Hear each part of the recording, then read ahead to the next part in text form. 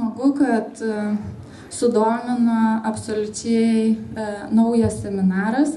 Apie vizualizaciją žinote turbūt iš bendro išsilavinimo, tikrai kiekvienam vadovėlyje galima pasiskaityti, tačiau tai yra tema, kuri kelia labai daug klausimų. Daugelis sportininkų, jeigu jiem pasiūlai vizualizaciją, nelabai supranta, kokia iš to bus nauda. Nes sako, tai ką, galvoja, tai aš čia užsimerksiu, įsivaizduosiu, kad padarau tą, ką reikia teisingai, kažkokį judesį ir aš toksai pat kietas būsiu per varžybas. Jie nesupranta pačios prasmės, jeigu nesupranta prasmės, atsisako tą daryti.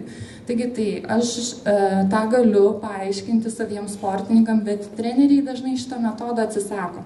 Nes jeigu jiems sakai, nu, gerai, paprašykite savo sportininko, kad užsimerktų ir įsivaizduotų, kaip tai atrodo.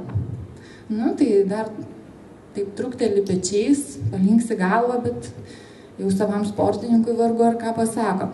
Tai yra sritis, kuri vadinama sporte ateitimi. Jinai apjungia taip pat ir tai, ką mes vadiname sportinę hipnozę.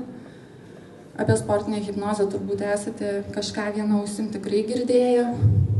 Yra naudojama labai plačiai.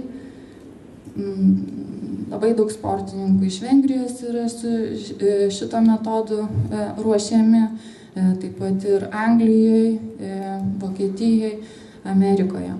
Taigi tai yra pakankamai platus metodas, pagrįstas moksliškai ir šiandien norėčiau tą metodą šiek tiek plačiau ir atskleisti. Pirmoje dalyje aš būtent ir pristatysiu, dėl ko vizualizacija yra taikytinas metodas, kas ten atsitinka, kodėl įvyksta, kas įvyksta konkrečiai smegenyse ir kodėl galima jį drąsiai naudoti kaip treniruotę. Taip pat išmokinsiu įvertinti gebėjimus sportininko, ar jisai iš tikrųjų moka tinkamai įsivaizduoti, nes viena vertus mes galim sakyti, gerai, tai tu įsivaizduok, sportininkas sako, taip aš ir įsivaizduoju ir man vis tiek nesigauna. Ypač vaikam yra būdinga iki maždaug 12-14 metų įsivaizdavimą atlikti ženkliai greičiau. Tas pats nutinka ir vyresnio amžiaus žmonėm, jau virš 60 žmonės irgi įsivaizduoja, kad jie mintise atlieka judesį ir veiksmą kažkokį ženkliai greičiau, negu kad realybėje. Taigi tai su vaikais dirbant jūs įsitikinsite, kad jų pasakymas taip aš ir gerai įsivaizduoju, dažnai visiškai netitinka to, ką jisai turėtų daryti realybėje.